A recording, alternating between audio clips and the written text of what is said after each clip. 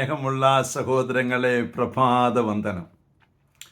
എന്തെങ്കിലുമൊക്കെ വിഷമം വരുമ്പോൾ, അല്ലെങ്കിൽ പ്രയാസങ്ങൾ വരുമ്പോൾ, അപകടങ്ങൾ വരുമ്പോൾ പെട്ടെന്ന് നമ്മൾ വിളിക്കും എൻ്റെ ഈശോയെ എന്ന്. അതെന്തുകൊണ്ടാണ് അങ്ങനെ വിളിക്കാൻ കാരണം? അതായത് ഈശോ പ്രാർത്ഥിച്ചു വെച്ച ഒരു പ്രാർത്ഥനയാണത്. എന്താണ്? അങ്ങ് എനിക്ക് നൽകിയ നാമത്തിൽ അവരെ രക്ഷിക്കണമേ. അപ്പോൾ ഈശോയെ എന്ന് വിളിച്ചാൽ ഞാൻ രക്ഷ പ്രാപിക്കും എന്നുള്ള കാര്യം വളരെ വ്യക്തമായിട്ട് ഇന്നത്തെ സുവിശേഷത്തിൽ പറഞ്ഞു തരികയാണ്. ഈശോ പിതാവിനോട് പറയുകയാണ്, പിതാവേ അവരെ കാത്തുകൊള്ളണമേ അങ്ങ് എനിക്ക് നൽകിയ നാമത്തിൽ. അതുകൊണ്ടാണ് അപകടങ്ങളും വേദനകളും പ്രയാസങ്ങളും വരുമ്പോൾ നമ്മൾ പെട്ടെന്ന് വിളിച്ചു പോകും ഈശോയേ. അങ്ങനെ എപ്പോഴും വിളിക്കുവാൻ നമുക്ക് അവകാശമുണ്ട്. കാരണം ഈശോ അത് പിതാവുമായിട്ട് പറഞ്ഞു വച്ചിരിക്കുന്ന ഒരു കാര്യമാണ്. അതിനായി ഈശോയെ എന്ന് വിളിച്ചുകൊണ്ട് തന്നെ നമുക്ക് മുന്നോട്ട് പോകാം.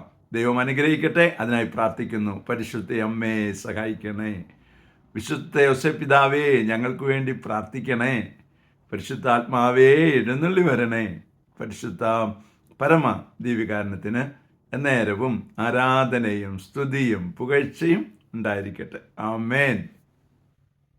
നമ്മുടെ കർത്താവായ യേശുക്രിസ്തുവിന്റെ കൃപയും പിതാവായ ദൈവത്തിന്റെ സ്നേഹവും പരിശുദ്ധാത്മാവിന്റെ സംസർഗവും സഹവാസവും സ്നേഹവും ശക്തിയും കൃപയും എല്ലാ അനുഗ്രഹങ്ങളും സമൃദ്ധമായി നിങ്ങൾ ഏവരോടും കൂടെ ഉണ്ടായിരിക്കട്ടെ, ഇപ്പോഴും എപ്പോഴും എന്നേക്കും. ആമേൻ.